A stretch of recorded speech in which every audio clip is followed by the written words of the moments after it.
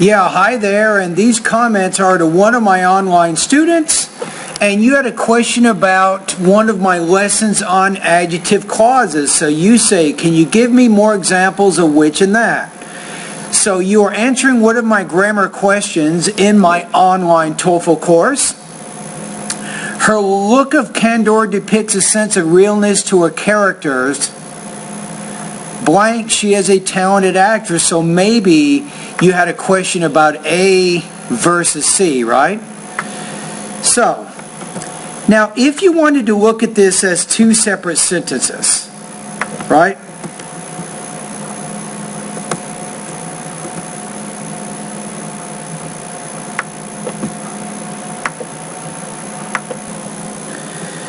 So I think in order to understand this sentence, you need to understand what it was before it was changed to the adjective clause.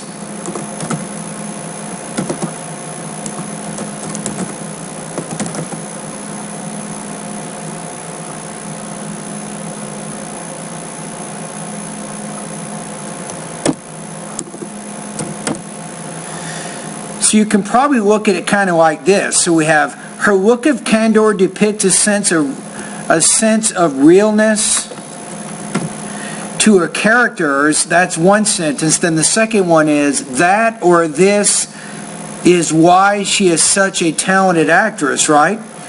So the question is, once we combine these two sentences together, right, and we put a comma here, we now need to change this idea to a dependent clause, right? And you can't do that by using a, because once you say that is why, that's still an independent clause there. It's not a dependent clause. So you need to use, I think, C here, which is why she is such a talented actress. So I just want to give you some information on this. So using which to comment on the whole idea of a sentence. I'm going to say that it's a relatively informal way to do it.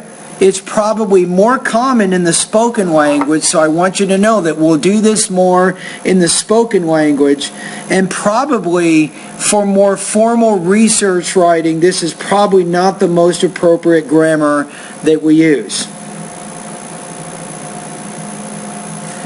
And notice how we would pause when we say the sentence. So this is important for speaking, so I might say something like this. Her look of candor depicts a sense of realness to her characters, which is why she is a talented actress. That's probably how I would say that.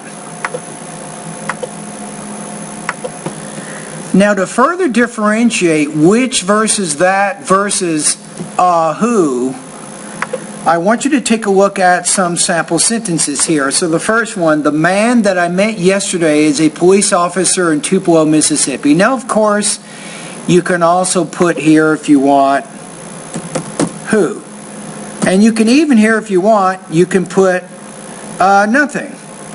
Nothing at all. Now, the question here is, in this case, when I say Mr. Thompson, I can no longer use that here. It's impossible because we have two types of adjective clauses. In this case, this adjective clause, it's what we call restrictive in nature. It's necessary to identify the subject in this sentence, man. Notice, if I get rid of that I met yesterday, it says the man is a police officer in Tupelo, Mississippi, but which man?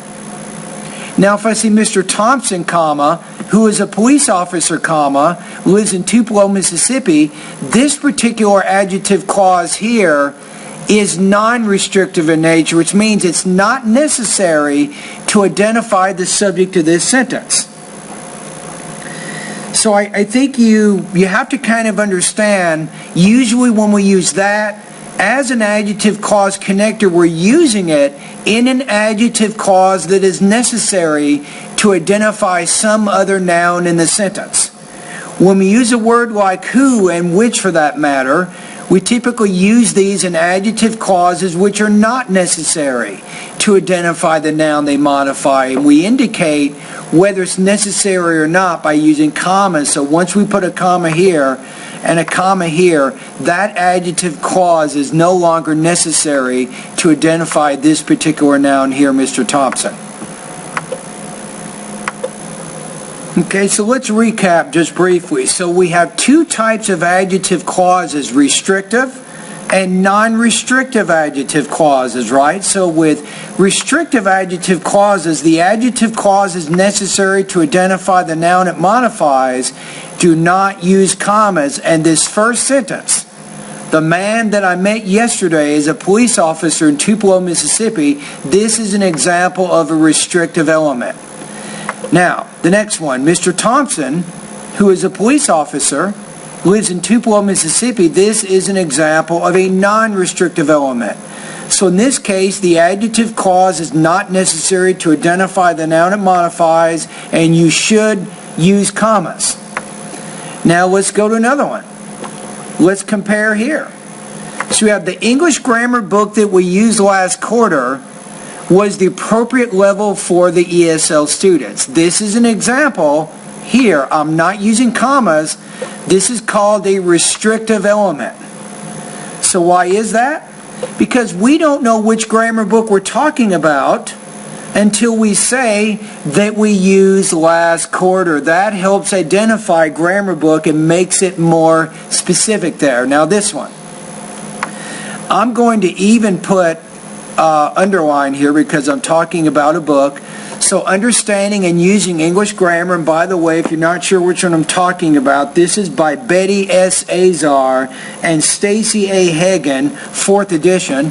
So we might say understanding and using English grammar, which we used last quarter, was the appropriate level for the ESL student. So in this case, I'm using commas. Why?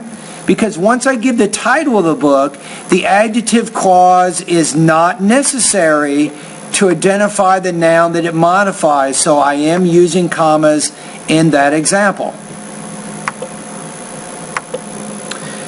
Let's compare these two sentences here. So let's say you're going to a park, right? So we went to a park with some kids. The kids who wanted to play baseball ran to the baseball diamond to get ready for practice. Now in this case, notice there's no comma after kids. There's no comma after baseball. So what I'm saying is this adjective clause is needed to identify kids. So based on the lack of commas here, this is considered a restrictive element. And check out the meaning. It means that some of the children wanted to play baseball. However, once we put the commas in there and we say the kids, comma, who wanted to play baseball, comma, ran to the baseball diamond to get ready to practice, in this case, this is being used as a non-restrictive element. It means all of the children wanted to play baseball. So did you ever consider that? That if we're using an adjective clause, either in a restrictive or non-restrictive manner, the actual meaning of the sentence can change from some of the children to all of the children. So to conclude this video, here's what we can say. And I think you now have some instruction and some background in order to understand what I'm going to tell you right now.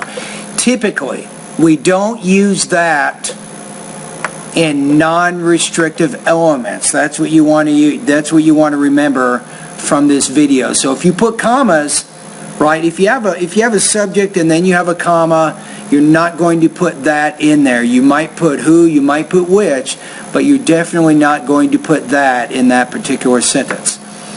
All right, now if anybody else has any questions, I'm posting this at my YouTube channel, so if anybody has any questions, you can make a comment directly below this video. And remember, if you need TOEFL preparation, I am your man. I got over 22 years of teaching experience. I've helped thousands of students get very high scores, and I can help you too. So go to my website at onlinetoeflcourse.com if you want to learn more about the 7-step system to pass the TOEFL IBT.